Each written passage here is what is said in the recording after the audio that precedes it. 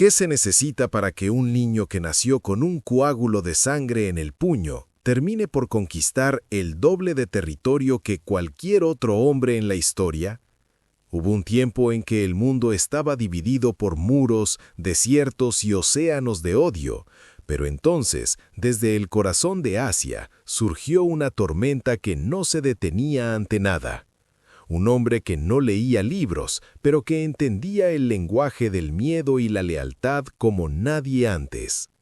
Temujin, un nombre que la historia intentó borrar, pero que terminó gritando bajo el título de Gengis Khan. No fue solo un guerrero, fue el hombre que destruyó el sistema feudal del mundo antiguo para crear el imperio terrestre más grande de la humanidad. Su sombra se extendió desde las costas del Pacífico hasta los ríos de Europa, cambiando para siempre el ADN de las naciones. Hoy, en Archivos del Tiempo y la Actualidad, iniciamos el archivo definitivo sobre el azote de Dios. Desde su infancia de hambre y traición en las estepas gélidas de Mongolia, hasta el momento en que unificó a las tribus bajo una sola bandera de sangre. Prepárate para entrar en la mente del depredador definitivo. Esta es la crónica de Gengis Khan, el lobo de las estepas. Nuestra historia comienza en 1162 a orillas del río Onón. Un niño nace en el seno de un clan noble, pero su llegada al mundo está marcada por un presagio oscuro. En su mano derecha, el pequeño Temujin aprieta un coágulo de sangre. Para los chamanes era la señal de que el niño sería un guerrero que bebería la sangre de sus enemigos. Pero el destino se volvió cruel muy pronto. Cuando Temujin tenía solo 9 años, su padre, Yesugei, fue envenenado por una tribu rival. En la estepa, la debilidad se paga con el olvido. Su propio clan, temiendo el costo de mantener a una viuda y a sus hijos, los dejaron a su suerte en pleno invierno. Imagina la escena, una madre y sus hijos pequeños, dejados atrás en el desierto de hielo, sin ganado, sin caballos y sin protección. Temujin aprendió allí que la lealtad de la sangre es frágil y que la supervivencia es la única ley divina. Comieron raíces, ratas de campo y peces para no morir. Fue en este aislamiento donde el joven Temujin mató a su propio medio hermano, Bekter, en una disputa por comida. No fue un acto de crueldad, fue un acto de política. Temujin entendió que para liderar no podía haber 2 cabezas en la misma familia. El niño había muerto, el lobo estaba despertando. A medida que Temujin crecía, su nombre empezó a susurrarse entre las tribus. Se casó con Borte, su prometida de la infancia, buscando estabilidad. Pero la estepa no perdona el pasado. Los Merkit, una tribu que guardaba rencor contra su familia, atacaron su campamento y secuestraron a Borte. Cualquier otro hombre se habría rendido, pero Temujin hizo lo impensable. Buscó aliados. Recurrió a su Ande, o hermano de sangre, Yamuka, y al antiguo aliado de su padre, Togrul Khan. Juntos lanzaron un ataque nocturno devastador. Temujin rescató a su esposa, pero la victoria tuvo un sabor amargo. Borte estaba embarazada, y la duda sobre la paternidad de su primer hijo, Yochi, lo perseguiría siempre. Este rescate no fue solo una misión personal, fue el nacimiento de su estrategia militar. Temujin empezó a promover a sus hombres por mérito y lealtad, no por linaje. Esto era una revolución. Estaba rompiendo las reglas de la aristocracia mongola para crear una meritocracia de acero. Pero esta nueva visión lo enfrentaría a su mejor amigo, Yamuka, en una guerra civil que partiría el cielo en 2. La enemistad entre Temujin y Yamuka se convirtió en la rivalidad más sangrienta de Asia. Yamuka representaba la tradición, el poder de los nobles y los antiguos clanes. Temujin representaba el futuro, el poder del guerrero común y la lealtad absoluta al líder. Durante años jugaron un ajedrez con vidas humanas. En la batalla de los 3 helados, Yamuka capturó a los generales de Temujin y los ejecutó hirviéndolos vivos en calderos. Fue un mensaje de terror para quebrar la voluntad de Temujin, pero el efecto fue el contrario. Las tribus, horrorizadas por la crueldad de Yamuka, empezaron a desertar hacia el bando de Temujin, quien prometía justicia y protección. Temujin perfeccionó el uso del arco compuesto y la caballería ligera. Sus guerreros podían disparar flechas con precisión mortal mientras galopaban a toda velocidad, incluso hacia atrás. En 2004, tras una serie de batallas épicas, Yamuka fue finalmente derrotado. La leyenda dice que Temujin, respetando su antigua amistad, le ofreció una muerte honorable. Le rompió la espalda para que su sangre no tocara el suelo, permitiendo que su espíritu permaneciera en la tierra. En 1206, a orillas del río Onon, se celebró el Kurultai, la gran asamblea de todas las tribus mongolas. Allí, Temujin fue proclamado como Genghis Khan, el soberano universal. Por primera vez en la historia, las tribus nómadas que se habían matado entre sí durante milenios estaban unidas bajo una sola ley, la Yasa. Genghis Khan prohibió el secuestro de mujeres, la venta de niños y el robo de ganado entre mongoles. Creó un sistema de correos tan eficiente que un mensaje podía cruzar el imperio en días. Pero Mongolia era pequeña para su ambición. Miró hacia el sur, hacia las ricas ciudades de China que se burlaban de los bárbaros del norte. Estaba a punto de lanzar la invasión más devastadora que el mundo había visto. Genghis Khan no solo llevaba arcos, llevaba una nueva forma de entender la guerra total. Ciudades enteras serían borradas del mapa si no se rendían. El mundo civilizado estaba a punto de conocer el significado del verdadero terror. Ya no eres el niño que huye, eres el emperador del mundo. En el 1211, Genghis Khan miró hacia el sur. Frente a él se alzaba la dinastía Jin, un imperio con un ejército de más de 600.000 hombres y ciudades protegidas por murallas que se creían inexpugnables. Para los refinados chinos, los mongoles eran solo bárbaros que vivían en tiendas de fieltro. Fue el error más costoso de la historia antigua. Genghis Khan no se estrelló contra las murallas, las rodeó, utilizó a la población local como escudos humanos y, lo más revolucionario, reclutó a ingenieros chinos capturados para que construyeran para él catapultas, arietes y ballestas gigantes. El nómada aprendió a asediar ciudades en semanas. Cuando llegó a las puertas de Zhongdu, la actual Pekín, el hambre y el terror hicieron el trabajo por él. La ciudad cayó y la masacre fue tan inmensa que los cronistas de la época decían que las calles resbalaban por la grasa humana y que los huesos de los muertos formaban montañas blancas. Genghis no buscaba gobernar China en ese momento, buscaba sus riquezas y su tecnología. Había demostrado que ningún muro era lo suficientemente alto para detener al viento de la estepa. La traición de Corasmia, no despiertes al lobo. Genghis Khan no quería la guerra con Occidente. Su objetivo inicial era el comercio. En 1218 envió una caravana de paz al imperio corasmio, el actual Irán y Uzbekistán, cargada de sedas y oro. Pero el gobernador de la ciudad de Otrán, cometiendo una estupidez monumental, acusó a los embajadores de espionaje, les robó sus bienes y los ejecutó.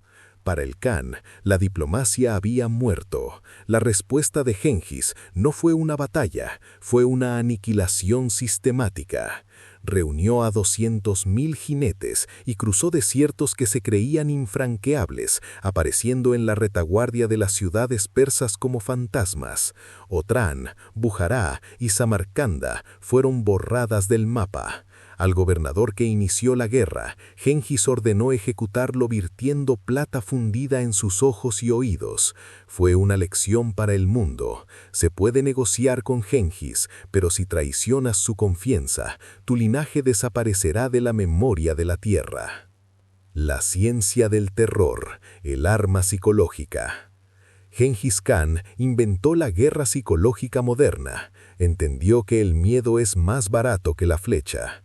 Antes de llegar a una ciudad, enviaba espías para esparcir rumores exagerados sobre la crueldad mongola. Si una ciudad se rendía sin luchar, era perdonada, aunque saqueada. Si resistía un solo día, no quedaba piedra sobre piedra. Los mongoles no solo mataban cuerpos, mataban la esperanza. Obligaban a los prisioneros a luchar contra sus propios compatriotas en la primera línea. Para cuando los jinetes mongoles lanzaban su carga final, el enemigo ya estaba derrotado mentalmente. El terror era una herramienta de eficiencia. Gengis quería conquistar el mundo con el menor número posible de bajas mongolas, y el miedo era su mejor aliado. Subutai y Gebe, los perros de guerra en Europa. Mientras Gengis Khan consolidaba su poder en Asia, envió a sus dos mejores generales, Subutai y Gebe, en una misión de reconocimiento que se convirtió en la cabalgada más larga y exitosa de la historia militar. Cruzaron el Cáucaso y entraron en las tierras de los Rus, la actual Rusia y Ucrania. En la batalla del río Kalka, un pequeño ejército mongol se enfrentó a una coalición de príncipes rusos que los superaba 3-1. Subutai fingió una retirada durante 9 días, exhaustando a los caballeros europeos con sus pesadas armaduras. Cuando estuvieron lo suficientemente cansados, los mongoles se dieron vuelta y los aniquilaron en horas. Europa estaba a ciegas, no sabían quiénes eran estos invasores, ni de dónde venían. Los cronistas rusos escribieron: llegaron gentes desconocidas, de las que nadie sabe su lengua ni su origen. Subutai regresó a Gengis con mapas detallados de las tierras europeas, preparando el terreno para lo que sería años después, la invasión total de Hungría y Polonia. El mundo se estaba haciendo pequeño para los mongoles. La Pax Mongólica, el imperio conectado. Irónicamente, bajo el rastro de sangre, Gengis Khan creó una era de paz y comercio sin precedentes conocida como la Pax Mongólica. Por primera vez, un mercante podía viajar con un plato de oro en la cabeza desde Italia hasta China, sin temor a ser robado. Gengis instauró la libertad de culto en todo su imperio, algo impensable en la Europa de las cruzadas. Se rodeó de sabios cristianos, musulmanes, budistas y taoístas. Creó el primer pasaporte internacional, la paisa, que garantizaba protección real a quien la portara. Había nacido la globalización. La seda, el pólvoro, el papel y las especias empezaron a fluir hacia Occidente. El mundo estaba más conectado que nunca, pero todo dependía de la voluntad de un solo hombre que empezaba a sentir el peso de los años.